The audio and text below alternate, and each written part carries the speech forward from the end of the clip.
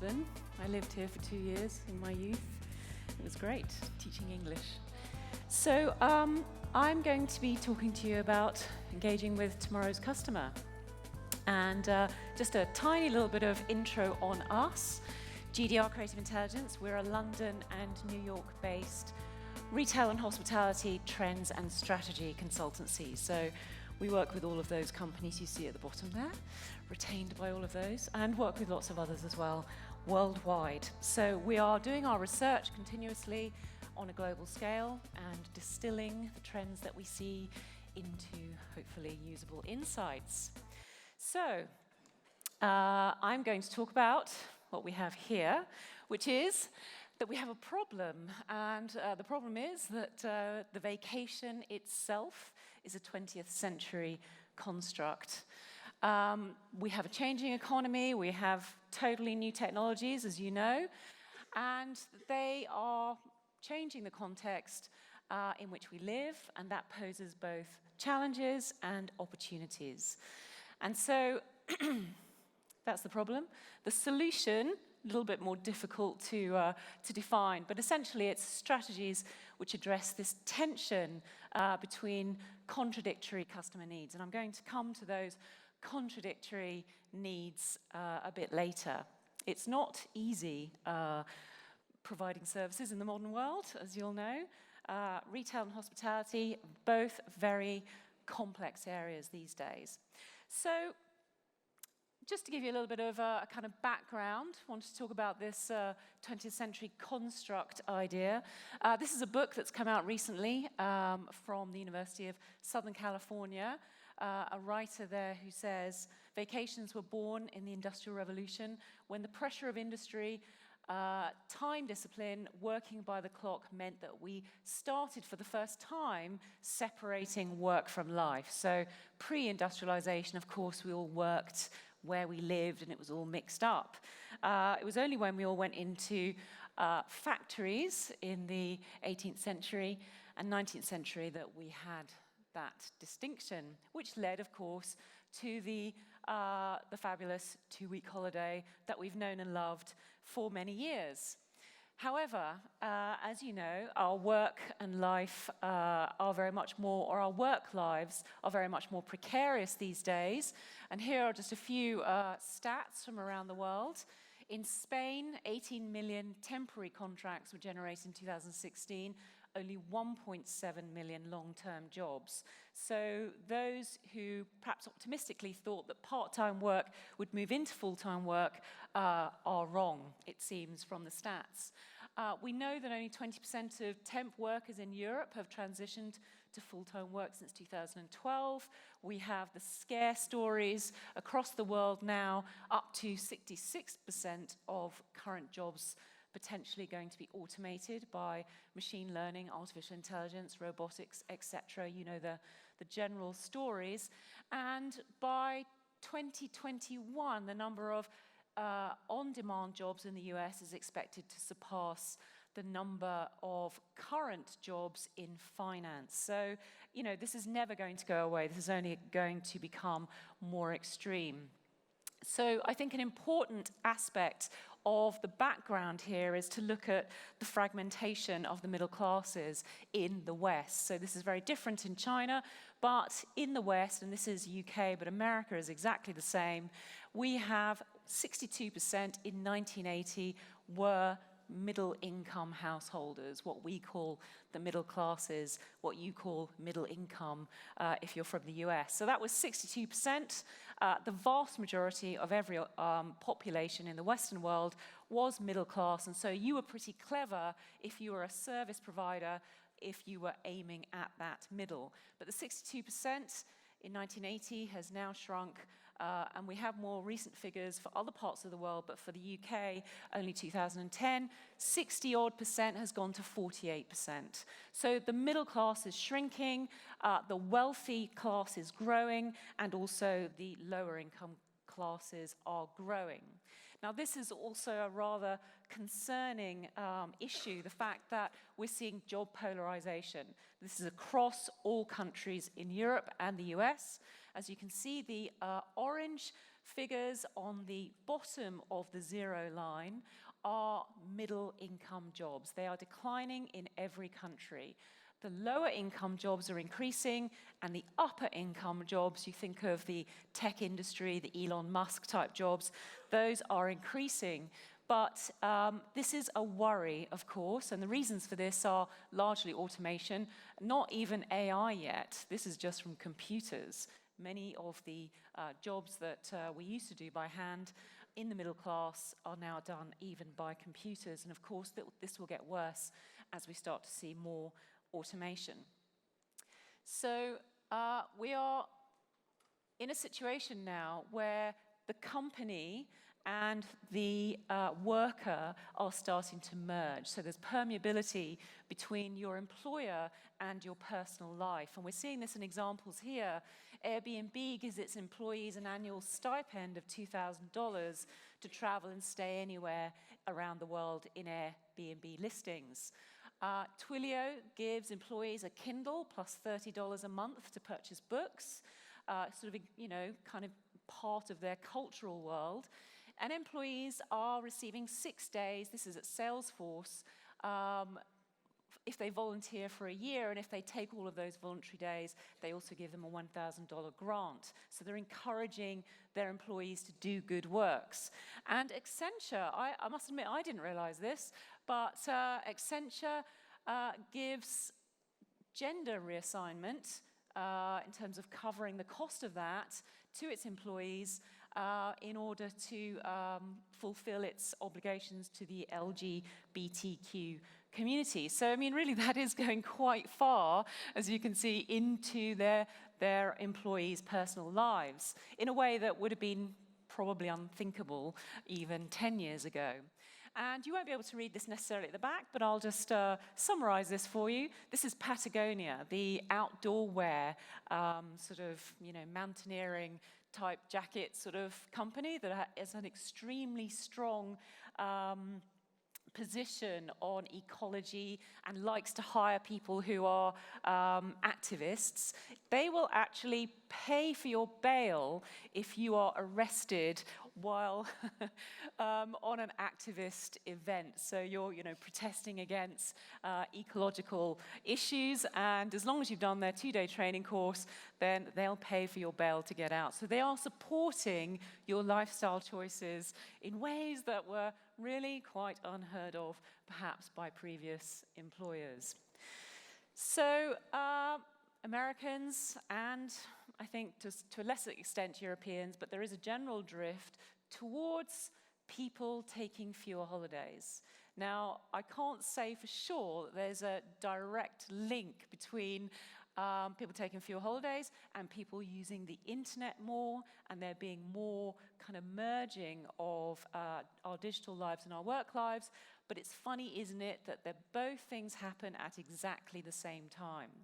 So you know probably as well as I do that from 2012, that's when more than 50% of the US population had a smartphone. The iPhone, for example, came out in 2007.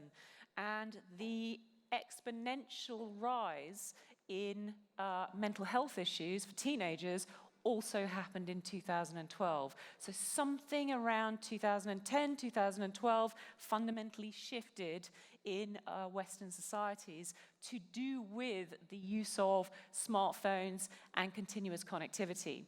And it just so happens that that also coincided with the time when we all started taking less holidays, because possibly your availability was considered to be a measure of your employability, and you needed to be on all the time in order to be considered a top employee type person. So I'm sure that this won't surprise you. Everybody's seeing these figures everywhere these days. There's a blurring of work and life. 42% of people check their email address, their emails several times during the day. Scarily, 13% do that a lot. 46% not at all, so it's not obviously across the board. But I think it would just be fun for you to access your app, and we'll do a poll here to see what the audience are up to, what you're up to. Last time you were on holiday, did you check your work emails or Slack chats or other messages from your office? Did you do it every day, a few times a day, or not at all? Let's see what you think. What are you up to when you're on holiday?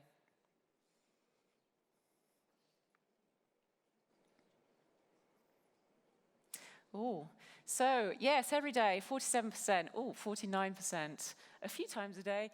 So you're obviously not typical. You're looking even more often than the average. So you're very conscientious. Not really relaxing, perhaps, when you're on holiday. So that is the background. But further to that, in terms of this merging of work and life, we're of course seeing changes to computing, and computing has become far more intimate. It started off in a big room in the research department of a university. You were lucky if you even got to see one. Then, of course, it moved into work and to our desks, the desktops, and it moved into schools. You had the school computer room.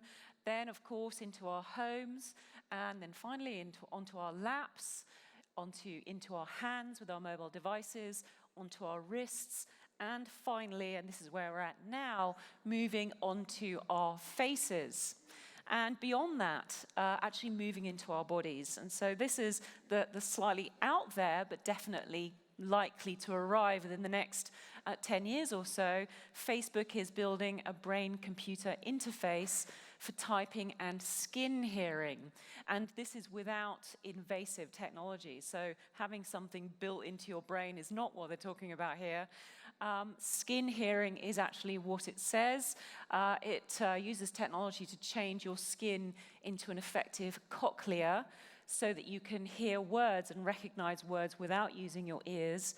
And obviously, these are starting to be used for people with medical disability, but then, of course, they will eventually want to lead through to kind of full user interface for everybody as a new computing platform.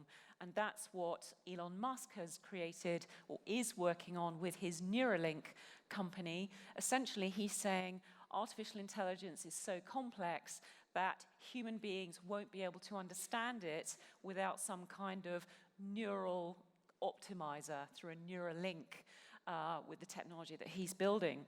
So essentially, as we move into the future, you won't be able to get away from the technology. It will be more and more a part of our person, and that, of course, has implications for our work-life, work-vacation type balance.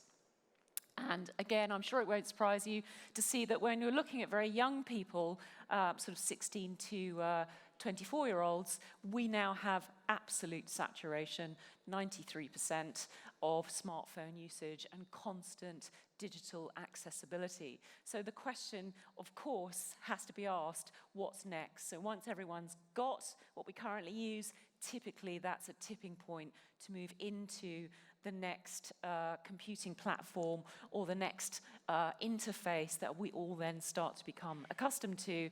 And according to Mark Zuckerberg, within 10 years, we will have basically this as the new computing platform. This is ergonomic eyewear, exactly the same as Ray-Ban glasses, no tethers, no batteries, and this will be full augmented reality and virtual reality on your face at all times. So you don't need a TV, you would just buy a $1 or a €1 app, and then you'd go into TV mode, but you might be in full exclusionary VR mode. So we'll see whether it's 10 years, but it's definitely coming, and this means people's behaviors will change, and the way they engage with all sorts of services, including holidays, will be very different. Already, our expectations have been changed as consumers by these companies. Of course, they're at the head, and you know them all. When you think about Wikipedia, for example, the idea of having to go to a library to get books out, to get knowledge, almost feels laughable. So everything here we get it much quicker than we used to. The complexity has gone, it's all completely seamless, and of course these businesses have set the expectations for everybody else and actually made those expectations extremely difficult to fulfill. This is not easy stuff. So on to our second question. Thinking about this idea of seamlessness and ease and speed when you want speed, thinking about your last few vacations, which of the following most exceeded your expectations? Would it have been the airline and the booking and so on, and the actual trip itself, the hotel, or could it have been the experience or the activity or the attraction that you engaged with? Just interesting to see your experience. Quick poll. Pretty clear. It was the attractions. Very interesting. So we're going to come to some attractions, particularly through Airbnb, shortly. The airline's not doing so well, clearly, on customer experience. Hotels a little bit better. So life is becoming much more seamless and convenient, and much more overwhelming, and you're never off duty. So there's contradictions in everything that I'm talking about here. And the contradiction is between continuity on the one hand and escape on the other. So what I mean here is that in order to satisfy this 21st century vacationer, travel companies need to find a way to simultaneously offer continuity with the rest of your life and escape from the rest of your life at the same time. This is a creative tension that is the challenge for your industry and many other industries, in truth.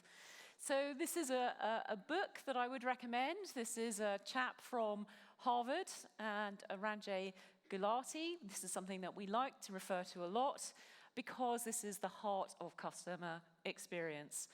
I am not here to sell what I produce. I'm here to solve a set of customer problems that I want to own. So I'm going to just talk about a few examples from both retail and hospitality where this has been employed to great effect. And for us, owning the customer problem means considering the full context of the rest of their lives when we're delivering our service or product.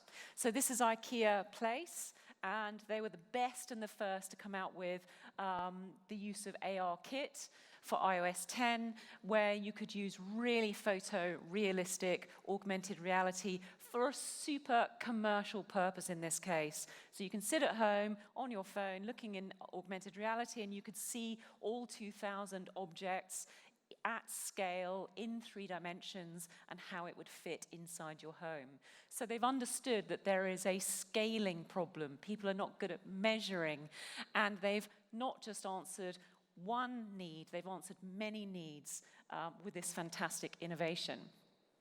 So another contextual understanding of your customers' interests, desires, needs is what's been fulfilled here by Martine Jarlgaard, who is a fashion designer in the UK.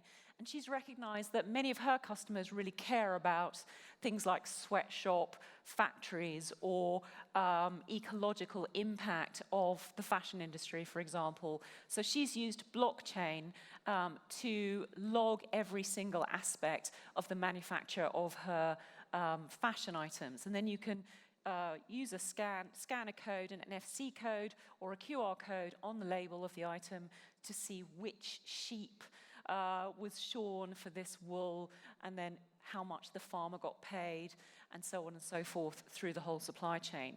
So that is an understanding of the contextual desires and needs of their consumer. I'm sure you're familiar with BuzzFeed. It's the news service oriented towards the millennials, and they have hundreds of millions of people every month looking at their recipe site, which is called Tasty. And so they've thought about contextually the life and the needs of these millennials who are perhaps learning to cook for the first time, watching these short GIFs and videos on how to make these recipes. And so they've done a product design totally outside of their normal field to create an induction hob cooker that is relatively inexpensive, aimed at students who live in student accommodation, etc. And it is Bluetooth enabled, so it turns itself on, off, up, down, according to the video that you're watching live on your phone. So the cooker speaks to the phone. It basically teaches you how to cook. So this is a perfect example of understanding the contextual lifestyle needs of your customer and stretching your brand in order to solve those problems. And Neiman Marcus in America have recognized that when people are having a makeover in front of a mirror in a department store, they often have their eyes shut and they can't actually see what's being done. So why not just have a mirror which records what's happening and then sends that email to the customer afterwards with all the products recommended which are shoppable. So it's an example, again, of that kind of brand stretch that is now possible with all the technologies that we have at our fingertips. Now, we talk a lot about China being the future in many respects for retail anyway. Perhaps not quite so much with hospitality, but boy, are they telling us a thing or two about how you can use big data and artificial intelligence to optimize the customer experience. And this is one of the examples that they call new retail, which is total optimization of online, offline data and logistics. And Jack Ma is responsible from Alibaba for this concept. This is Hema Market, which is a supermarket. And basically, it does everything that you could possibly expect a store, a food store, to do. It does 6 things. So effectively, it's like Blue Apron or HelloFresh or Gusto. You can just order things through the app and they arrive for you to cook at home, or you can choose lobsters out of the tanks and they cook them for you. You come back after 10 minutes and sit down at the restaurant to eat the food you've chosen. You buy everything through the app. It's fully optimized. It knows what everyone's looking at, where they're walking, what they're buying, how they should optimize the inventory for the local population to that store. And of course, you can just order things, have them sent to your office, have them sent home. Everything is optimized for the population within a 30-minute distance of this store. So this is as good as it gets globally. Nobody is better than this right now in terms of customer service and optimization for retail. For travel, it's quite interesting when you see good examples of an understanding of creativity needing to fuse with simplicity and purpose. So this is Virgin America, their app, and typically with Virgin, we worked with them for many years in the past, selecting creative agencies for them actually, and they do really prioritize the creativity of the way they communicate, as you know. And so on the left, when you book a holiday with them, you see lots of contextual information, kind of bright colors, cartoon graphics, lots of extraneous kind of information that you might choose to peruse before your trip. But interestingly, 24 hours before go, it changes its graphic style, goes to black and white only, and this is the serious stuff. This is what you really need to know when you're on your way to the airport and it's check-in time. So it takes out all the color and all the fun and just goes straight for the serious business. And this is actually really appreciated by their customer. How many of you here have heard of the Museum of Ice Cream? 1, 2, 3, 4. Okay, so a few people, but not that many. So this is taking American retail by storm. I have journalists from Japan contacting me about the Museum of Ice Cream and asking whether this is going to change all retail and all hospitality forever. And my answer is, possibly. It's having a little bit of an impact, yes. So what it is a cross between an experience, a museum, kind of a shop, and kind of Disney. So you pay $38 for a half hour in this space. 10,000 tickets sell out within a week of these pop-ups opening. There are about 5 of them in America, and they're open for several months at a time. And then you get to go in for half an hour, and you go into several different rooms, and each of them is themed to something to do with the senses, so smell, sight, sound, everything's pink. It's got huge cherries and unicorns and swimming pools of sprinkles. And essentially, you just take selfies in there with your friends, and then you share them on social media, and it's used to curate your personal brand online. And essentially, what we're seeing this filter through into every other retail and hospitality space is the need to have extraordinary backdrops for the taking of selfies, which are fully facilitated and highly sophisticated with perfect lighting. Pink is the color du jour, although of course that will change. And it's not just for kids, it's not just for little girls, this is for adults, millennials, and hen parties, you name it, people are queuing up to go there, and of course it naturally sells itself through viral social media. Have a look at that online. And here we see an example of some insights being applied rather cleverly for Delta. Their insight is that on dating sites, people are much more popular and get more dates if they are well-traveled. And most women in particular fancy men more often if they say that they travel a lot, because it makes them seem more sophisticated, and why not? And so if you're on Tinder, you want to show selfies of you traveling, but you may not have actually been to all these places, so Delta created a wall in Brooklyn and provided a professional photographer, and you could take your Tinder picture. I personally am a big fan of the Hilton points slider. I do just think this is the most brilliant, simple, but fabulous example of customer service. And the simple use of technology, no one else does this that I'm aware of, makes it so easy to just pay with points, pay with money, or pay with a combination of both, and you simply use the slider on their website to see how you can combine your payment method. So I'm going to talk a little bit about Airbnb today. They do tend to come up with rather a lot of innovation, as you can imagine. We cover them all the time. And this is happening in retail, it's happening in hotels, but it's certainly happening with Airbnb. They recognize you might have up to 16 people wanting to go on holiday together. This is facilitating your split payment. So it's really understanding that context of people's lives. Perhaps the booker can't afford the whole deposit, and it holds everything for 72 hours. So Rome, very similar to Selena, but probably the upmarket version. Rome, there are only about 5 or 6 of them at the moment. They are, again, for the global digital nomad, very high-speed Wi-Fi, swimming pool, your own room, but everything else communal. You're not allowed to stay in these hotels for less than 7 nights because they want you to be part of the community. And if you're only there for 1 or 2 nights, you're not really joining in, as it were, because this is like an equivalent, mostly rented on a monthly basis, to renting an apartment, but just made much easier and facilitated for that tech global nomad.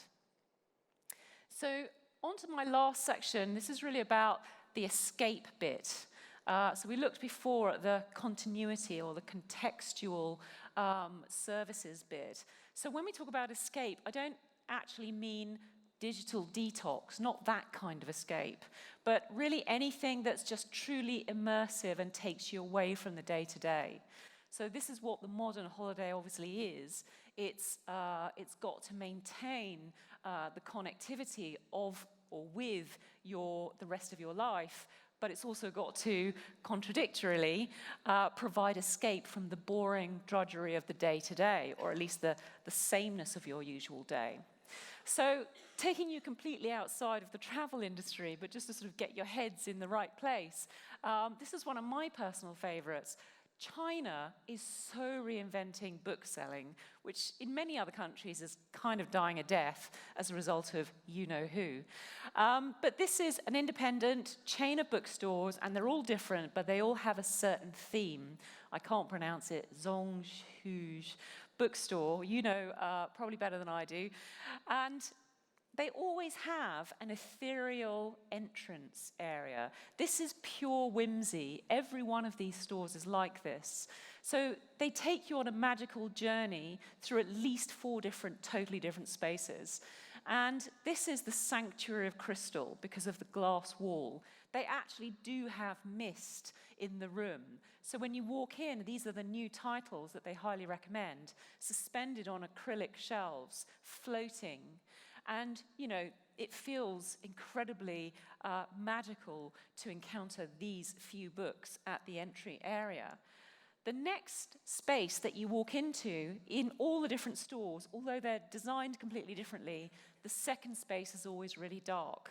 So this is called the Cave of Fireflies, with hundreds of fiber optic lights hanging from the ceiling. So the point here is, the books are it's too dark to read. You can only pick them up and think, oh, this looks interesting. And it then facilitates your movement through into the next space. And you'll notice that it's a real journey unfolding. This is totally experiential retail into, as you can see, this fantastically colorful kind of rainbow room, the Xanadu of rainbows. And this is where you have the natural light and the comfy seating, and this is where you actually sit and peruse, and great space for kids. So that's what I mean when I talk about experiential retail.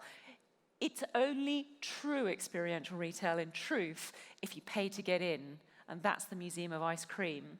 But this comes quite close, and you can imagine people paying to rent this for private events. So this is another example of escape provided, in this case, digitally. So this is a DIY chain called Castorama in France, and they essentially are selling holes in walls. You know, instead of the hammer, it's the hole in the wall they're really selling you. And what they're really selling you is a beautiful house that you can afford to fix up yourself so that you can spend more time, more quality time with your family. And what's more quality than bedtime and reading stories to the kids? Castorama, the popular French DIY store, presents Magic Wallpaper, the first wallpaper that tells stories. On the wall, dozens of characters. Each character is actually a digital marker. You scan it via a dedicated app, and the story begins.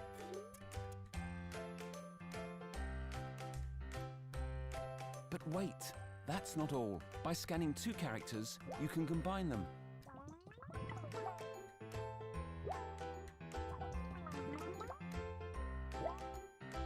And that's how you get hundreds of stories. Every type of combination becomes possible.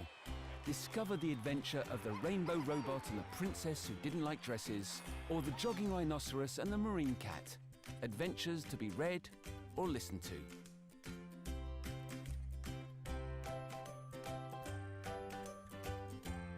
Magic Wallpaper. Hundreds of stories to share as a family before going to sleep.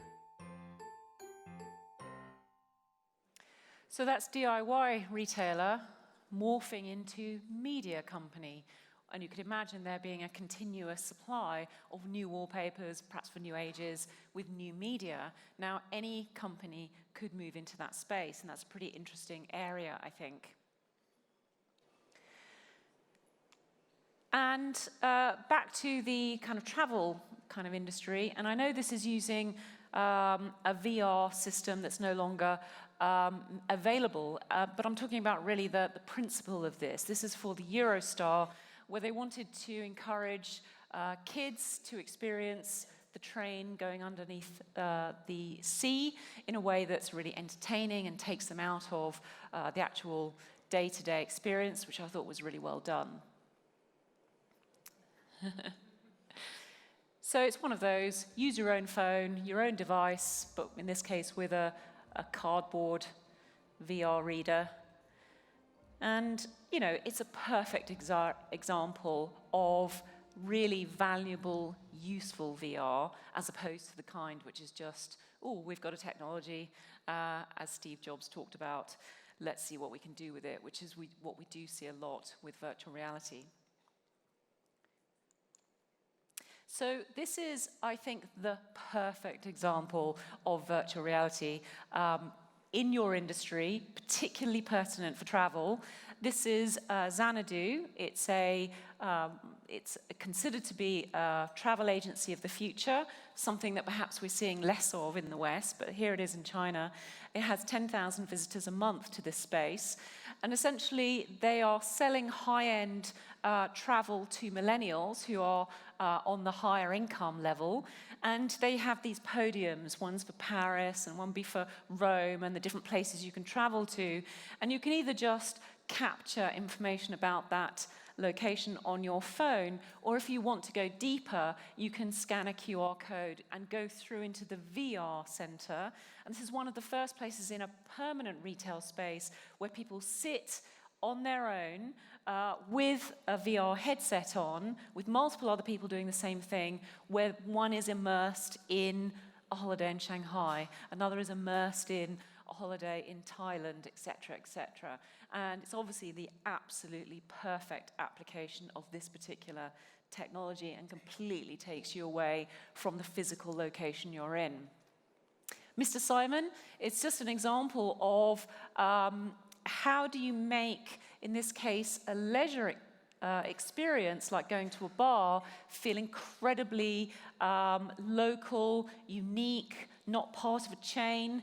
Most people, when polled, much prefer independent purveyors of services. It just makes them feel as though they're supporting the local economy. And it doesn't feel much more independent than this. This is a secret bar in Italy. You can only get in by booking a seat, so it's never overcrowded. You get a PIN number when you get the reservation, and you get an address. But this is not the address of the bar. It's the address of an adjacent property, which you have to go into, and you have to find the entrance, which is in a broom cupboard. You go through the broom cupboard, and then you find this secret bar. And the whole story, the fictitious story behind this, is that the bar was started by an alchemist who's traveled the world to find tinctures for alcoholic drinks that would make amazing cocktails. And so the whole sense of this is about mystery and secrecy and being in the in crowd and being part of a highly select group that get to play a part in this fictitious journey. Think how much interesting that is than a standard chain experience for hospitality or restaurants, for example. So we're seeing lots of people try new things. This is the Corinthia Hotel in London, where they've had a one-year experiment with a neuroscientist being on the staff. She's a proper MIT PhD in neuroscience and a medical psychiatrist. And she's been working, this was the year past, with both the associates in the hotel to work out how to optimize their performance with neuroscience, and they've developed a package for VIP guests, so you pay for a day's kind of neuroscience analysis and so on. It also filters through into the food that they're offering in the restaurants, you know, brain food, etc.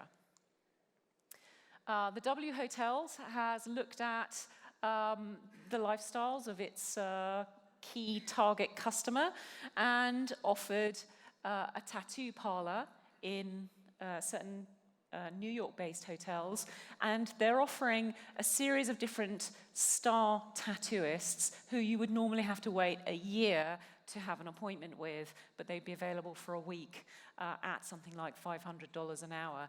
So it's something you can't actually get access to except through this hotel. And Koti, which means home in Finnish, is an example of a communal Airbnb listing actually in Paris, and this has been created by a partnership between a Finnish designer and the Finnish Cultural Institute in Paris to bring the Finland lifestyle to French people or people traveling in France, and every single thing in the space with these multiple different kind of spaces that you can rent with communal dining and so on, everything is designed and made in Finland, so it's deeply immersive. Back to Airbnb, I'm sure you're familiar with the amazing growth of their experiences. Experience bookings have grown 2,500% in 2017. Of course, they're aimed at millennials. This is a target market that everybody wants. As of next year, they are the largest group in the US. They're spending on average $55 per experience, and 91% of all experiences get a 5-star review. So they are phenomenally successful and doing incredibly well. And of course, it's part of the Airbnb strategy, which is that they want to bring together where you go, what you do, and who you meet, because that is the nature of the perfect platform or ecosystem. It is to control everything. And they have some interesting partnerships. This is their partnership with Blue Apron, which is the home delivery of scratch cooking ingredients in America.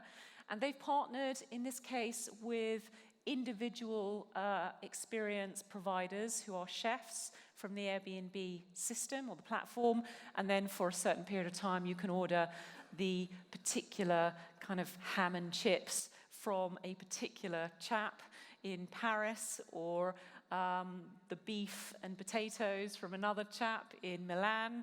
You get the general idea, but it brings more kind of authenticity and storytelling to each of those Blue Apron recipes. And this is Airbnb doing something, again, slightly different. In this case, in Japan, in a rural part of Japan, which has no Airbnbs, or very few, I think only 4 in this location before they started this project. So they constructed a community-owned cooperative hotel. Airbnb paid for it, but the community then owns it.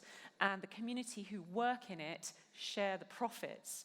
And so after the first year, they had 70% occupation through Wednesday to Sunday nights when they were open, and that generated something like $25,000, which was either reinvested in the property or actually paid out as salaries to the community that work in the space. And they found that this was also supporting 70 local jobs. Now, I suspect that the commercial drive behind this is that locals start to just get used to the idea of sharing and communal living, and the idea of Airbnb being a generally good thing for them and their community. And this generated a significant number of additional private renters in this location that they previously would not have had. So that's, I think, the real purpose of this, but obviously it does well by doing good. So to conclude, we need to resolve this tension between continuity and escape. We need to reconfigure our propositions around our audience's lives, this idea of kind of stretching to solve more problems, wanting to own their problems, thinking deeply about what that means for your customers, and it may not be the obvious. Providing them with the tools to immerse themselves, whether that be through digital or analog, and in the parallel reality of the vacation. So the vacation needs to be both continuous and also immersive, and therefore able to change and cut you off from the day-to-day. And help them meet their aims beyond the obvious of relaxation. Thank you very much.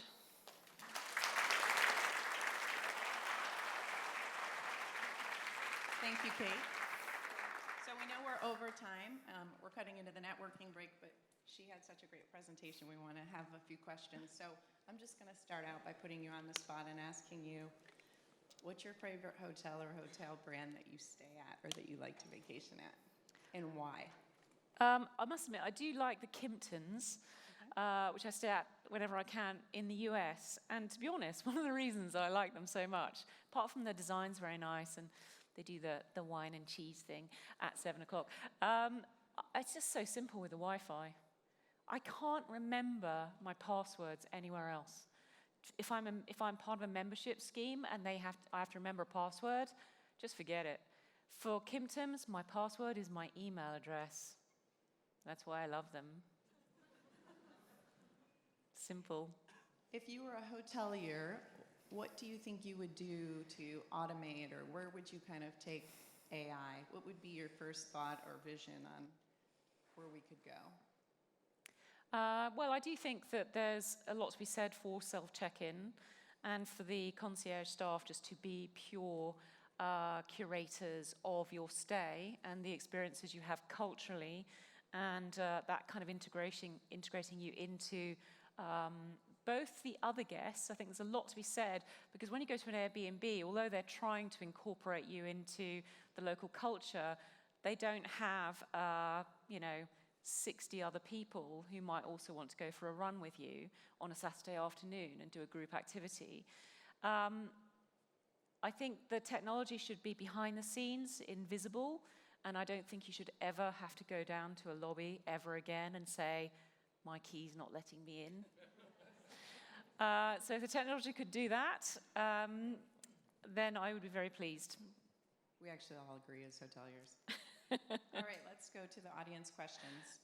The top one, the tourism industry traditionally serves affluent and rich consumers. How should our industry adapt to the demands of the poor? Adapt it to the demands. Adapt and shout it to the demands of the poor. How should we adapt to the rich?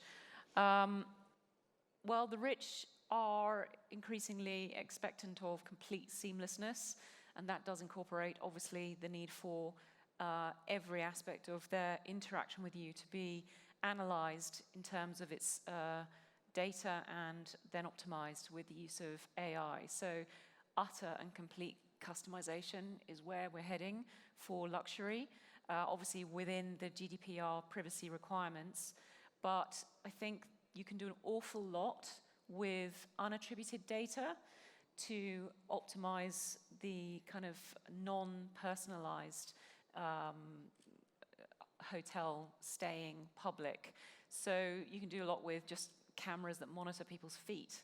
For example, you can see a lot from people's shoes, how fast they're walking, who they're walking with, what configuration of group they're with, their gait. In fact, you can actually identify people from their gait, which is a bit of a privacy issue. But there's no answer other than it's data optimization, use of artificial intelligence for pure customization. They cut us off. All right, everyone. Thank you, Kate, for your time. Thank you very much.